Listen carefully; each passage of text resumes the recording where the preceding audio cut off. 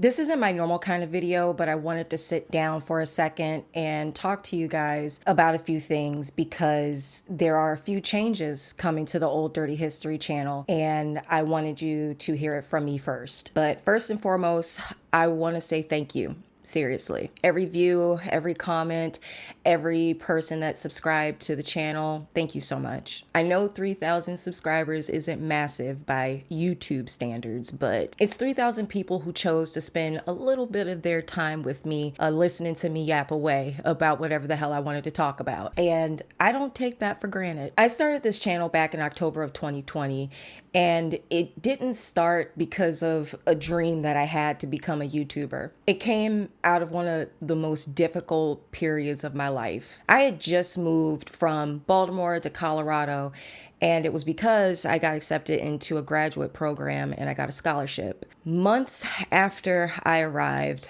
but before COVID became what we know of today as the pandemic, I got a call from my mother telling me that my father was so sick because he couldn't breathe and he had to be rushed to the ER in ambulance. Mind you, I had just seen him like a week prior and he seemed totally fine.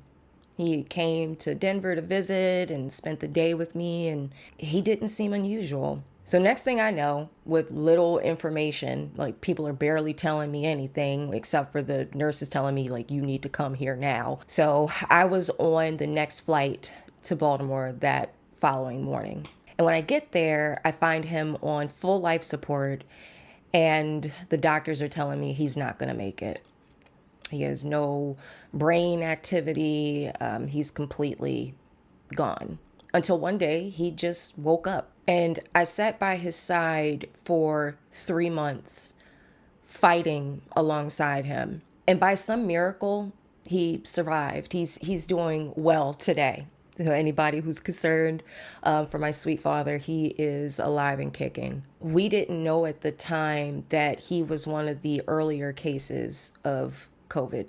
And that's probably because he's a cross-country truck driver. I finally went back home right as things were shutting down. I took a flight out literally the day before things were closing during the most critical point of the pandemic, which thankfully wasn't while he was in the hospital. Jesus. I feel sorry for family members who had to deal with that, not being able to be with their loved ones when everything was shut down and they couldn't be with them. That was just horrible. So we were very, very fortunate.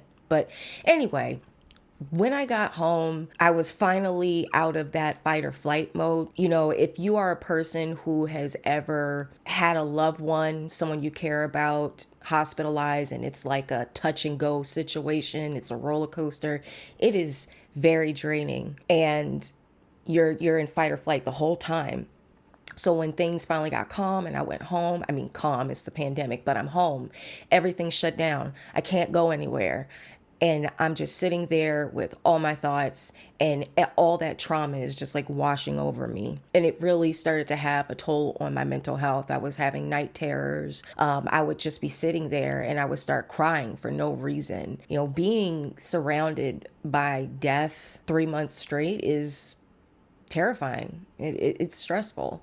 It's hard to not just watch your loved one go through it, but also see the dude that was cool as hell next to your father's room or your loved one's room, and then you come in one morning and they're gone, and not because they were discharged. Eventually, I ended up going into therapy and I learned that I was dealing with PTSD. I needed something to pull me out of that place. So instead of doing crack cocaine, I decided to create Old Dirty History. At the time, I already had a blog called Old Dirty History, and you could probably still find it if you searched it and Googled it. And I created it when I was studying history in undergrad. And I thought, you know what? What if I turned this blog into videos? And as corny as it sounds, but it's so true, this channel became my therapy. Each video gave me a reason to create instead of just sitting there in all of the things that I was feeling at once. I mean, of course, I processed it, but it didn't feel as overwhelming to process. I thought about why it helped,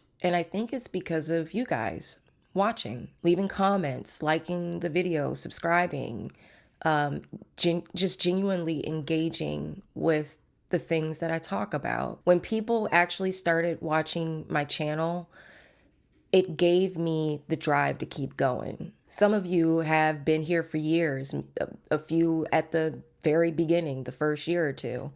And I can't tell you how much that really means to me. So thank you. So now that all that serious trauma dumping stuff is out of the way, here's the thing that I've learned about myself over the past 5 years in the channel. I realize I've been restricting myself on what I talk about. And really what I've been doing is demanding that I talk about everything through a historical lens, which the channel is called Old Dirty History, which, by the way, was named after ODB, our Lord and Savior, Old Dirty Bastard. Just replace the bastard with the history for those of y'all who might have not connected the dots.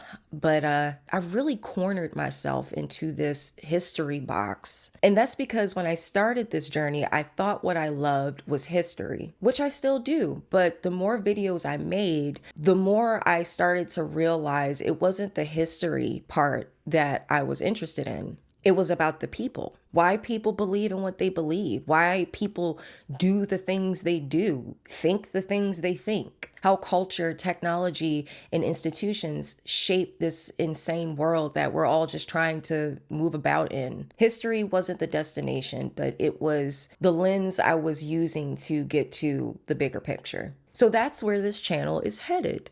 History isn't going anywhere, but it's not going to be the only lens anymore. Going forward, I plan on making videos where I get into culture, philosophy, psychology, society, and yes, history, but whenever it fits that story. And I'm really excited about this, and I hope you guys will be too.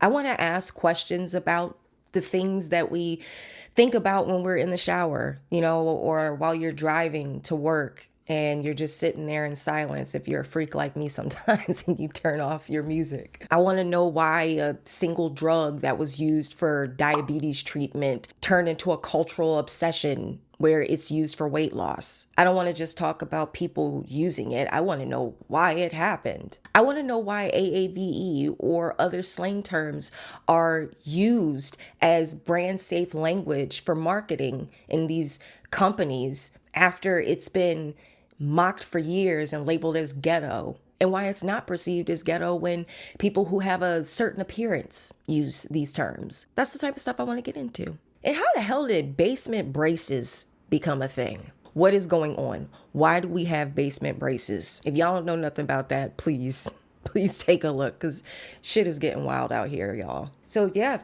new direction, new channel, things will look a bit different. And last thing, and then I'm going to wrap this up because I don't want this to be too long. I want to be straight with you guys about something else. So growth has been exponentially slow for this channel, if it wasn't evident by the subscriber count and the view count, with the exception of the Weird Black Kid Paradox video, which, yes, that video is a perfect example of what direction this channel is going in, by the way. So in case anybody was still uncertain of what I'm trying to describe here. So yeah, growth has been slow, and I care about that. I make these videos for two reasons: to express myself, originally as a form of therapy, but still to express myself, and for people to view. And there's nothing wrong with that. So I've been sitting with why the growth has been so slow, because 5 years is a long time.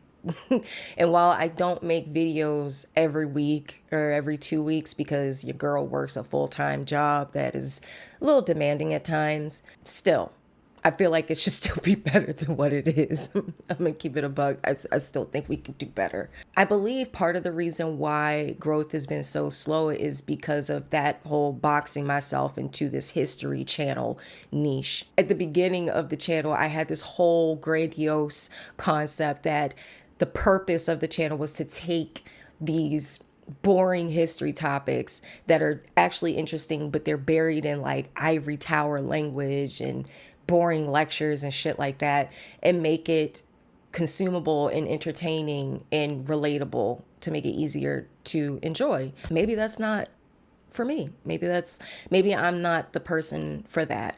You know, maybe there's someone else. I mean, there's plenty of other history channels that I'm sure do the same thing. So yeah, there are a lot of changes coming down the pipeline. Nothing is going to be deleted, by the way. If there's any video that you guys are partial to that you like, don't worry about that. They're all staying. They might look a little different. And there are a few videos that I'm considering redoing from this new lens. The history of skin bleaching video, for example, is one that I'm thinking about redoing. It might have a different thumbnail, different title, but it'll all be there. Oh, I'm genuinely excited, y'all. Not because I feel like I have it all figured out, because I damn sure don't. I don't. But because for the first time in 5 years, I feel like I know what kind of creator I want to be. And while this channel was born from trauma and it was just a tool that I kind of used for therapy, it has become so much more than that to me. Hearing about your own experiences and thoughts in the comments, I don't always respond, which I need to get better at that, but I do read a considerable amount of comments. And that is the part that I love the most, is connecting and just learning about other people. So if there's a topic that you've wanted me to cover, but you've never mentioned it simply because it wasn't typically in my wheelhouse, or you mentioned it and I just never responded, please let me know. I am open for ideas. I want to have like a list of like 100 topics just loaded in the chamber, ready to go, so that we can keep this momentum going. So that's my update. I'll be gone for probably about 2 to 3 months while I figure things out and get everything together. But I'll be back better than ever, baby. New and improved. Thanks again for watching and supporting this little old channel. And I will see y'all in the next one.